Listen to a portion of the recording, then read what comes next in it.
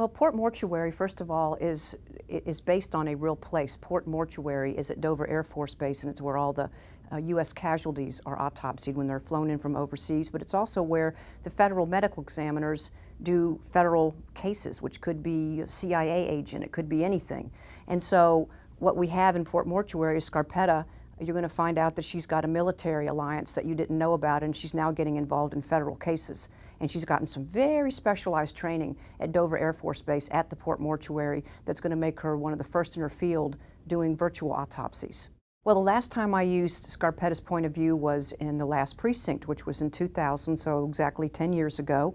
And this seems just to be the right decade to move back into her mind. I've really enjoyed hearing her voice in my head and thinking her thoughts and actually discovering her all over again, because without being writing from her point of view for the last decade, I actually had to think for a minute and say, who are you now? Because you can't be the same character you were in 2000. So I just felt it was time to do that. I was ready for something different, and because of all the secrets you find out about her in Port Mortuary, I thought it was really important that you get right inside her mind and that you walk right inside her shoes.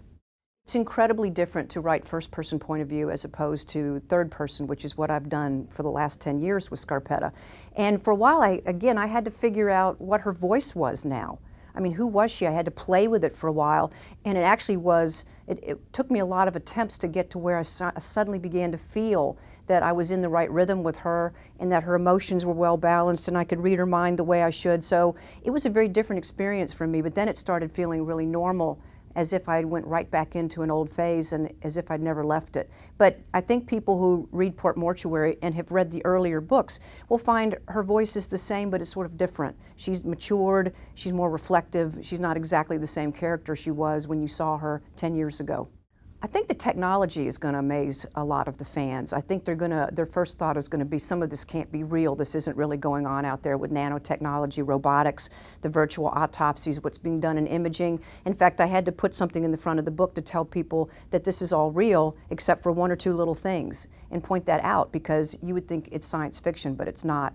The other thing that's going to surprise them, really, is I take you post-mortem. The very first book in 1990, I take you back before you met her in the very beginning of the series, and you find out some things that happened in her very early career that you don't know, and I think that in particular is going to be a real treat for the fans.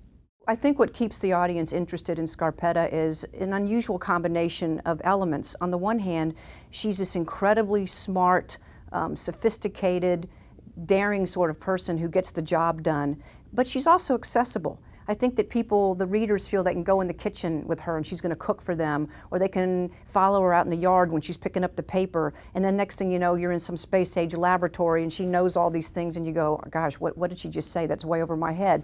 And I think they feel comfortable. I think they feel safe with her, and she's the person you'd want to call if you ever had a hard time. That should be #1 on your list of, help, I'm in trouble.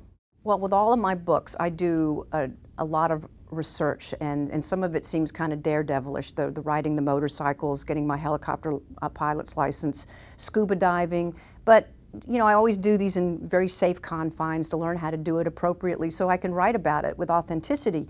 And even going into the labs and the morgues, people forget that probably the scariest thing I have to do is when I actually have to go visit the dead, and in order to write about them the way Scarpetta would reflect on them and to use her observations, I have to go in there, and I do that every single book, and that really and truly is harder for me than flying a helicopter or riding a motorcycle, because it's poignant, it's painful, and many times it's unpleasant.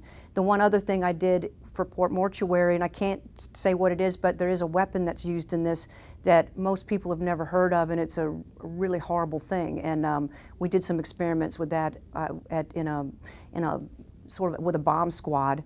Doesn't mean it's a bomb, but and so I'm always trying to get it right, so I know what it sounds like, I know what it feels like, I know what it looks like, so I can convey that to the readers.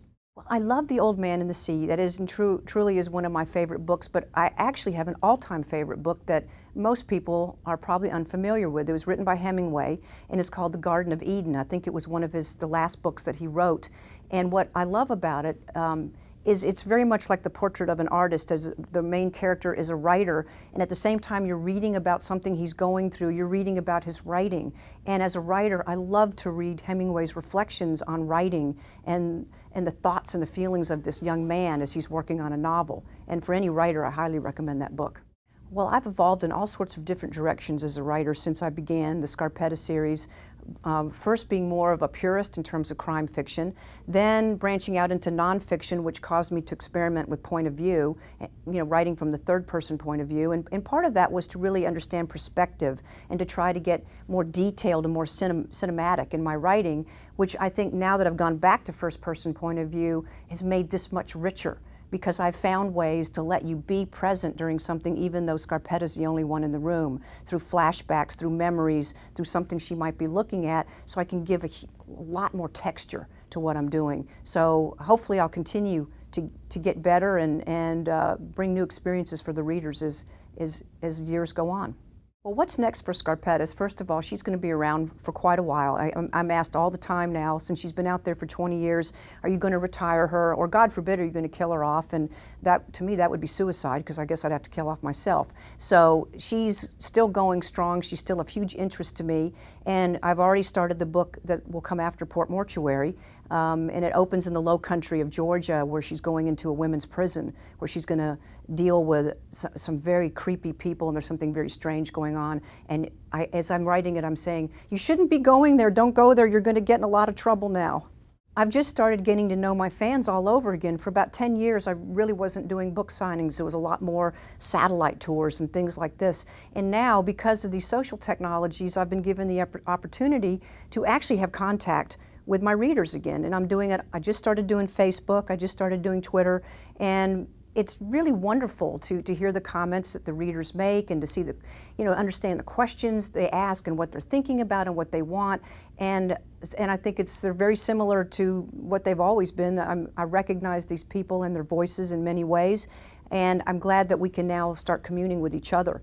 And I think it will help me as I write my next books, because when I hear they want to see more of our cooking, I try to accommodate. I am a fan of e-reading. I'm a fan of e-books and of this electronic communication.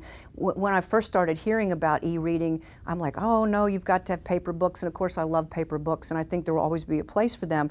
But the convenience of the e-books is hard to beat. For example, I'm getting ready to travel overseas, and it's great to have an e-reader in your briefcase with 10, 20, 30 books, whatever you want, loaded right on there, particularly with baggage restrictions and everything else. So I think the new technology is going to promote more people to read, but I think there'll be a variety of ways that people read, and that won't change.